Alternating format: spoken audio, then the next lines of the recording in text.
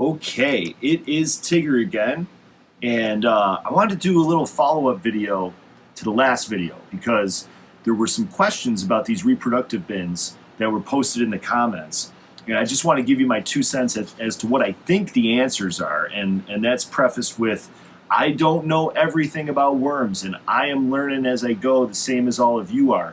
Most of what I learned, I actually learned on YouTube. There's a lot of great content out there, and hopefully we are contributing to it. But anyhow, so one of the biggest questions that was asked last time is, why did I put 2 pounds of worms in each of these trays? And the answer is, for my money anyways, I want to put about 1 pound of worms per square foot. And that's after a lot of research on YouTube and reading other stuff on Google and stuff like that. Now, one of the comments was saying that a gentleman by the name of Captain Matt, who has a YouTube channel of his own, he kind of advocates putting in less worms per square foot. And the reason that Captain Matt says that is Captain says the more room the worms have, the more they're going to reproduce. So worms have this really weird thing where they can tell how many other worms are in a bin, and when there gets to be too much population, they actually slow down their reproduction.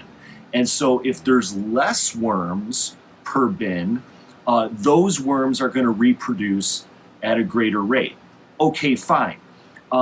If you had unlimited space, I think that would make a lot of sense. So if I had thousands of trays and an enormous warehouse, I can understand how having fewer worms in my trays would make sense. But here at Tigger's Wigglers, space is at a premium. You know, we're working with basically 2 basements and a garage, to run this business, besides the room that we have in the backyard.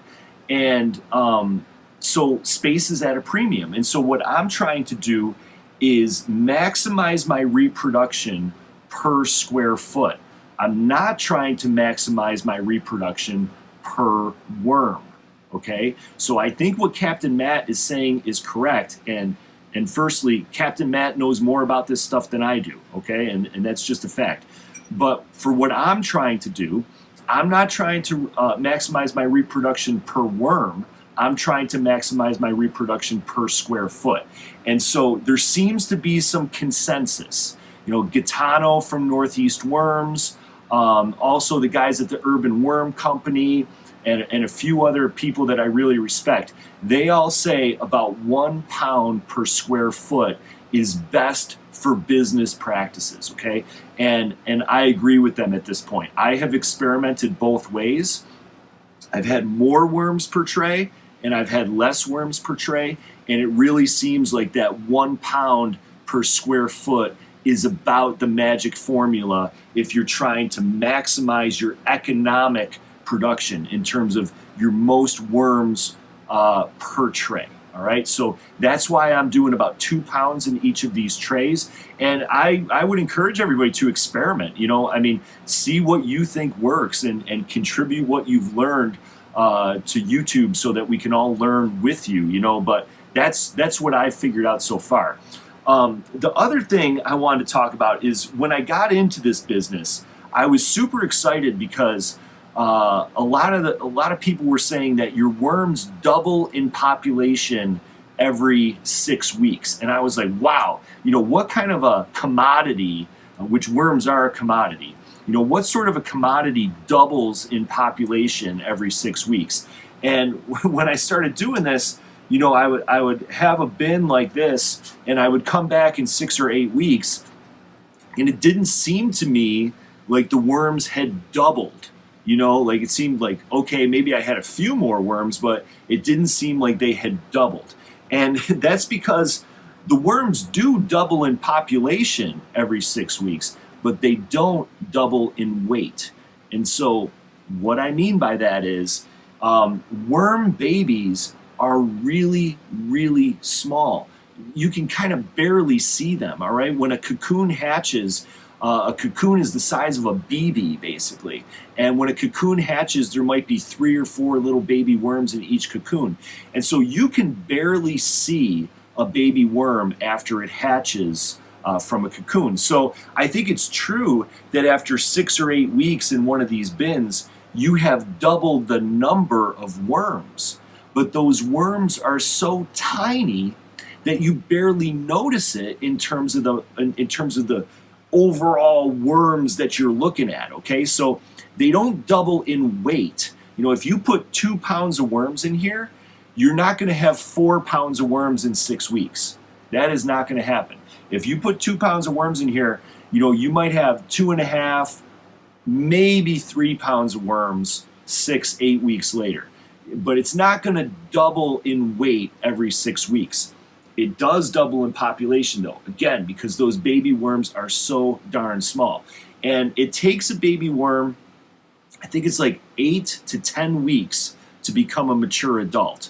So if you're really asking, if I put 2 pounds of worms in this bin, when am I gonna have 4 pounds of worms? Well, I would say it's probably more like 12 weeks. It's probably more like maybe even 14 weeks. And I wouldn't recommend keeping those worms in this bin for that long. Mimi from Mimi's Worms, who runs a bigger worm farm, and Mimi knows her stuff. She really knows what she's doing, and I would recommend that you check out her YouTube channel as well. She only has these reproduction bins going, I think it's like 4 weeks. I think that she's harvesting every 4 weeks or so. And Mimi, please forgive me if I'm misquoting you. But you know, she lets these worms reproduce for about 4 weeks. Then she harvests the bin and she takes the cocoons and the baby worms and she starts a new nursery.